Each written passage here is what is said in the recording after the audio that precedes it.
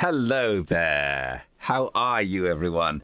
Welcome. I saw Amy and Evelyn and Mary. I saw your names up there when I sat down. I'm so glad you're here. Welcome to Fireside Reading, everyone. I'm Gildart Jackson, and I'm going to sit in front of the fire, and I'm going to read to you guys. And we're starting a new book today, so it's all very exciting. We're starting Siddhartha by Hermann Hesse.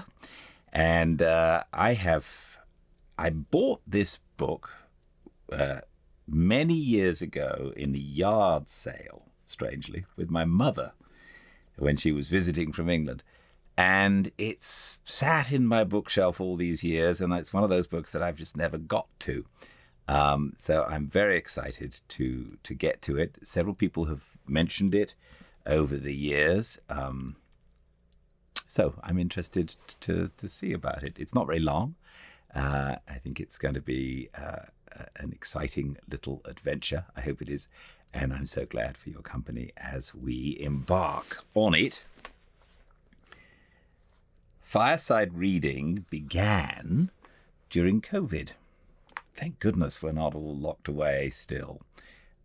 It began during COVID as a gift that I would sit in front of the fire. I'm an actor and an audiobook narrator, and I would sit in front of the fire every day and read to people in the hope that it might make their lives just a little bit easier. And I've continued doing it because I like it so much. And here we are years later, and we've read many, many books, and there are all sorts of ways that you can enjoy fireside reading now.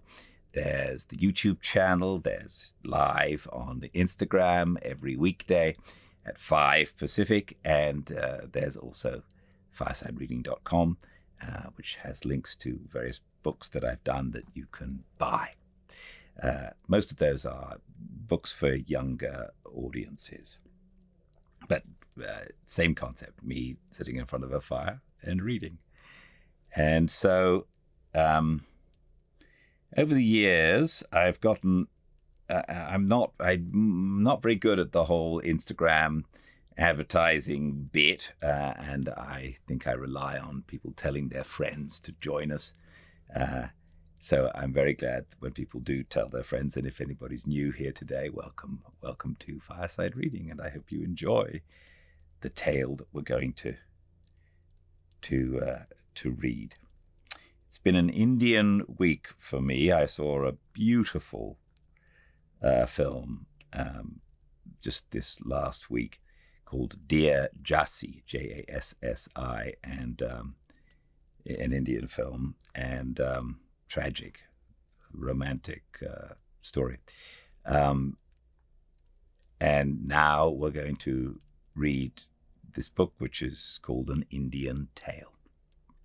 Let's jump in, shall we? Welcome to a fireside reading of Siddhartha by Hermann Hesse. An Indian Tale. First part, to Romain Rolland, my dear friend. The son of the Brahmin. In the shade of the house, in the sunshine of the river bank near the boats, in the shade of the salwood forest, in the shade of the fig tree, is where Siddhartha grew up, the handsome son of the Brahmin, the young falcon, together with his friend Govinda, son of a Brahmin. The sun tanned his light shoulders by the banks of the river when bathing, performing the sacred ablutions, the sacred offerings. In the mango grove, shade poured into his black eyes. When playing as a boy, when his mother sang, when the sacred offerings were made, when his father, the scholar, taught him, when the wise men talked. For a long time, Siddhartha had been partaking in the discussions of the wise men, practicing debate with Govinda, practicing with Govinda the art of reflection, the service of meditation. He already knew how to speak the Om silently, the word of words, to speak it silently into himself while inhaling, to speak it silently out of himself while exhaling, with all the concentration of his soul, the forehead surrounded by the glow of the clear-thinking spirit. He already knew to feel Atman in the depths of his being, indestructible, one with the universe. Joy leapt in his father's heart for his son, who was quick to learn, thirsty for knowledge. He saw him growing up to become great, wise man and priest, a prince among the Brahmins. Bliss leapt in his mother's breast when she saw him walking, when she saw him sit down and get up, Siddhartha, strong, handsome, he who was walking on slender legs, greeting her with perfect respect. Love touched the hearts of the Brahmins' young daughters when Siddhartha walked through the lanes of the town with the luminous forehead, with the eye of a king, with his slim hips. But more than all the others, he was loved by Govinda, his friend, the son of a Brahmin. He loved Siddhartha's eye and sweet voice. He loved his walk and the perfect decency of his movements. He loved everything Siddhartha did and said, and what he loved most was his spirit, his transcendent, fiery thoughts, his ardent will, his high calling. Govinda knew he would not become a common Brahmin, not a lazy official in charge of offerings, not a greedy merchant with magic spells, not a vain, vacuous speaker, not a mean, deceitful priest, and also not a decent, stupid sheep in the herd of the many, no. And he, Govinda, as well, did not want to become one of those, not one of those tens of thousands of Brahmins. He wanted to follow Siddhartha, the beloved, the splendid. And in days to come, when Siddhartha would become a god, when he would join the glorious, then Govinda wanted to follow him as his friend, his companion, his servant, his spear carrier, his shadow. Siddhartha was thus loved by everyone. He was a source of joy for everybody. He was a delight for them all. But he, Siddhartha, was not a source of joy for himself. He found no delight in himself.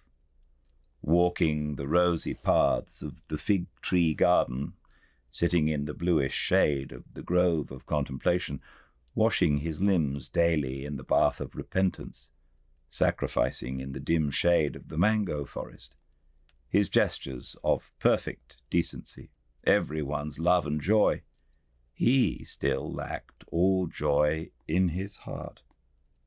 Dreams and restless thoughts came into his mind, flowing from the water of the river, sparkling from the stars of the night, melting from the beams of the sun. Dreams came to him, and the restlessness of the soul, fuming from the sacrifices, breathing forth from the verses of the Rig Veda, being infused into him drop by drop from the teachings of the old Brahmins. Siddhartha had started to nurse discontent in himself. He had started to feel that the love of his father and the love of his mother, and also the love of his friend Govinda, would not bring him joy forever and ever, would not nurse him, feed him, satisfy him. He had started to suspect that his venerable father and his other teachers, that the wise Brahmins, had already revealed to him the most and best of their wisdom, that they had already filled his expecting vessel with their richness, and the vessel was not full. The spirit was not content, the soul was not calm, the heart was not satisfied. The ablutions were good, but they were water. They did not wash off the sin. They did not heal the spirit's thirst. They did not relieve the fear in his heart. The sacrifices and the invocation of the gods were excellent, but was that all? Did the sacrifices give a happy fortune? And what about the gods? Was it really Prajapati who had created the world?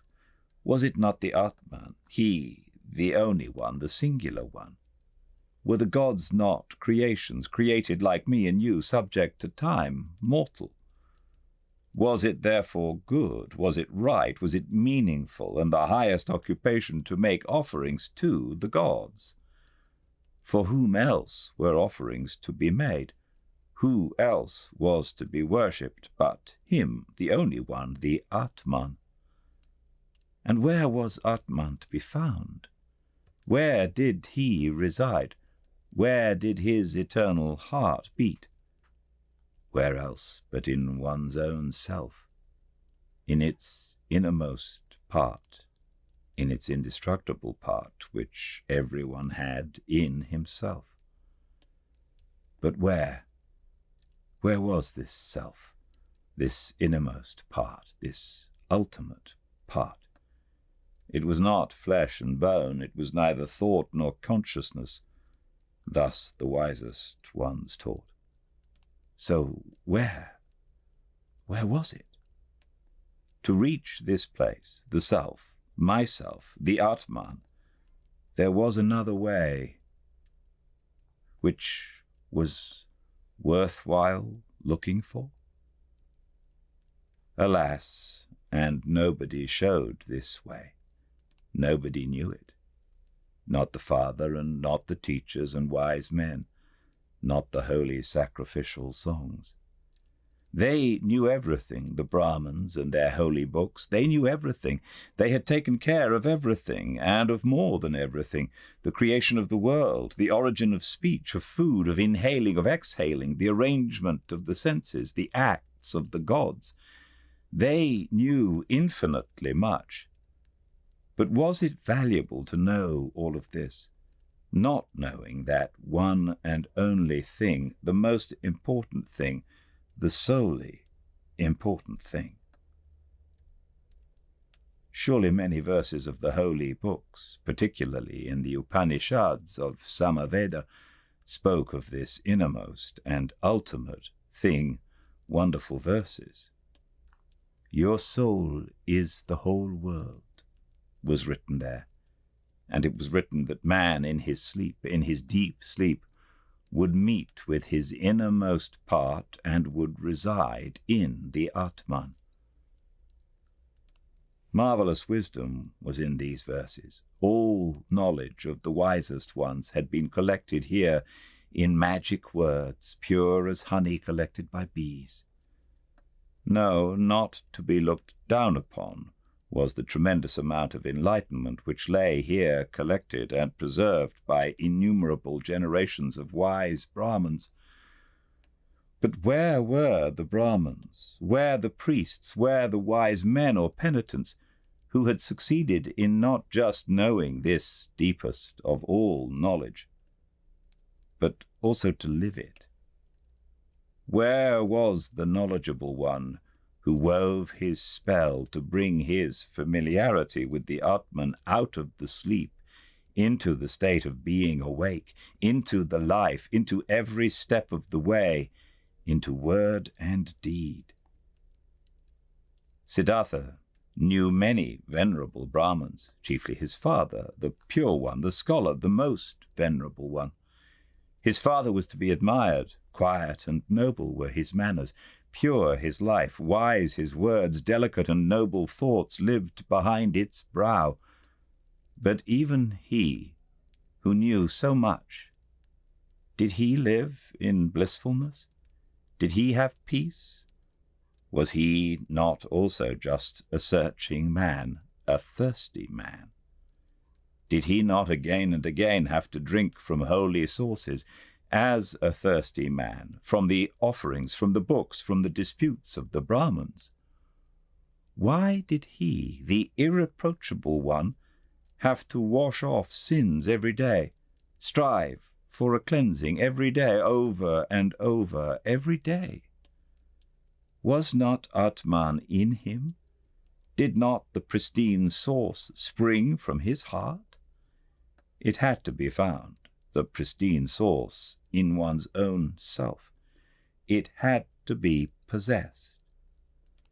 Everything else was searching, was a detour, was getting lost. Thus were Siddhartha's thoughts. This was his thirst. This was his suffering. Often he spoke to himself from a Chandogya Upanishad the words, "Truly the name of the Brahman is Satyam. Verily he who knows such a thing will enter the heavenly world every day." Often it seemed near the heavenly world, but never he had reached it completely. Never he had quenched the ultimate thirst. And among all the wise and wisest men he knew, and whose instructions he had received, among all of them there was no one who had reached it completely, the heavenly world, who had quenched it completely, the eternal thirst. "Govinda," Siddhartha spoke to his friend. "Govinda, my dear, come with me under the banyan tree. Let's practice meditation." They went to the banyan tree. They sat down, Siddhartha right here, Govinda 20 paces away. While putting himself down, ready to speak the Om, Siddhartha repeated, murmuring the verse, "Om is the bow, the arrow is soul. The Brahman is the arrow's target, that one should incessantly hit." After the usual time of the exercise and meditation had passed, Govinda rose. The evening had come. It was time to perform the evening's ablution. He called Siddhartha's name. Siddhartha did not answer. Siddhartha sat there, lost in thought. His eyes were rigidly focused towards a very distant target. The tip of his tongue was protruding a little between the teeth. He seemed not to breathe. Thus sat he, wrapped up in contemplation, thinking Om, his soul sent after the Brahman as an arrow. Once, Samanas had travelled through Siddhartha's town, ascetics on a pilgrimage, 3 skinny, withered men, neither old nor young, with dusty and bloody shoulders, almost naked, scorched by the sun, surrounded by loneliness, strangers and enemies to the world, strangers and lank jackals in the realm of humans. Behind them blew a hot scent of quiet passion, of destructive service, of merciless self-denial. In the evening, after the hour of contemplation, Siddhartha spoke to Govinda. "Early tomorrow morning, my friend, Siddhartha will go to the Samanas. He will become a Samana."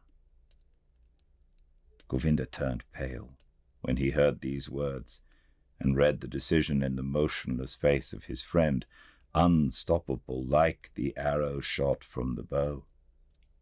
Soon, and with the first glance, Govinda realized, now it is beginning. Now Siddhartha is taking his own way. Now his fate is beginning to sprout, and with his, my own. And he turned pale like a dry banana skin. "Oh, Siddhartha," he exclaimed, "will your father permit you to do that?" Siddhartha looked over as if he was just waking up. Arrow fast, he read in Govinda's soul, read the fear, read the submission. "Oh, Govinda," he spoke quietly, "let's not waste words. Tomorrow at daybreak, I will begin the life of the Samanas. Speak no more of it." Siddhartha entered the chamber where his father was sitting on a map of bast, and stepped behind his father and remained standing there until his father felt that someone was standing behind him. Quoth the Brahman, "Is that you, Siddhartha?" Then say what you came to say. Quoth Siddhartha, with your permission, my father, I came to tell you that it is my longing to leave your house tomorrow and go to the ascetics. My desire is to become a samana. May my father not oppose this. The Brahmin fell silent, and remained silent for so long that the stars in the small window wandered and changed their relative positions ere the silence was broken. Silent and motionless stood the son with his arms folded. Silent and motionless sat the father on the mat, and the stars traced their paths in the sky. Then spoke the father. Not proper it is for a Brahmin to speak harsh and angry words, but indignation is in my heart. I wish not to hear this request for a second time from your mouth. Slowly the Brahmin rose. Siddhartha stood silently, his arms folded. What are you waiting for? Asked the father. Quoth Siddhartha, you know what. Indignant, the father left the chamber. Indignant, he went to his bed and lay down. After an hour, since no sleep had come over his eyes, the Brahmin stood up, paced to and fro, and left the house. Through the small window of the chamber he looked back inside, and there he saw Siddhartha standing, his arms folded, not moving from his spot. Pale shimmered his bright robe. With anxiety in his heart, the father returned to his bed. After another hour, since no sleep had come over his eyes, the Brahmin stood up again, paced to and fro, walked out of the house, and saw that the moon had risen. Through the window of the chamber he looked back inside. There stood Siddhartha, not moving from his spot, his arms folded, moonlight reflecting from his bare shins. With worry in his heart, the father went back to bed. And he came back after an hour. He came back after 2 hours, looked through the small window, saw Siddhartha standing in the moonlight, by the light of the stars, in the darkness. And he came back hour after hour silently. He looked into the chamber, saw him standing in the same place, filled his heart with anger, filled his heart with unrest, filled his heart with anguish, filled it with sadness.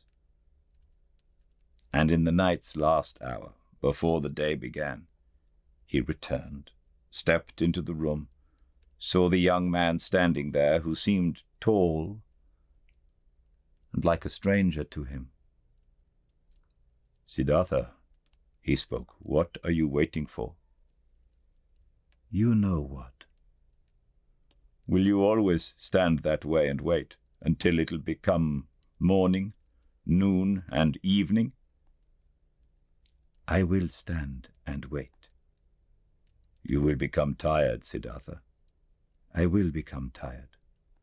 You will fall asleep, Siddhartha. I will not fall asleep. You will die, Siddhartha. I will die. And would you rather die than obey your father?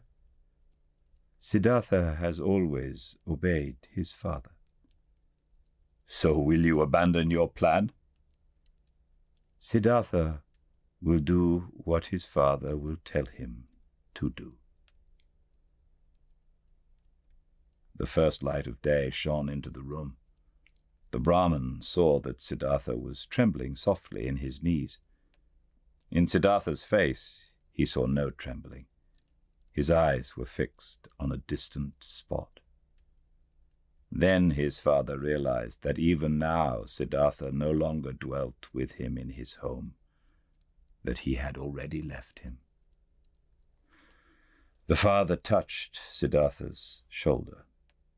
You will, he spoke, go into the forest and be a samana. When you'll have found blissfulness in the forest, then come back and teach me to be blissful. If you'll find disappointment, then return, and let us once again make offerings to the gods together. Go now and kiss your mother. Tell her where you are going to, but for me it is time to go to the river and to perform the first ablution. He took his hand from the shoulder of his son and went outside. Siddhartha wavered to the side as he tried to walk. He put his limbs back under control, bowed to his father, and went to his mother to do as his father had said. As he slowly left on stiff legs in the first light of day, the still, quiet town, a shadow rose near the last hut who had crouched there and joined the pilgrim, Govinda. "You have come," said Siddhartha, and smiled. "I have come," said Govinda.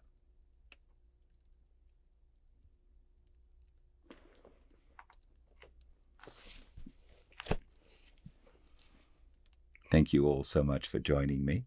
I do hope we're going to enjoy this book. I certainly am enjoying it already. We'll be reading Monday through Friday at 5 Pacific at Fireside Reading on Instagram. I don't have any interferences with that schedule at the moment. If things change, and they frequently do, I'll let you know. But I will see you all, I hope, tomorrow at 5 Pacific at Fireside Reading on Instagram. And until then, everyone do stay very, very well indeed. Goodbye.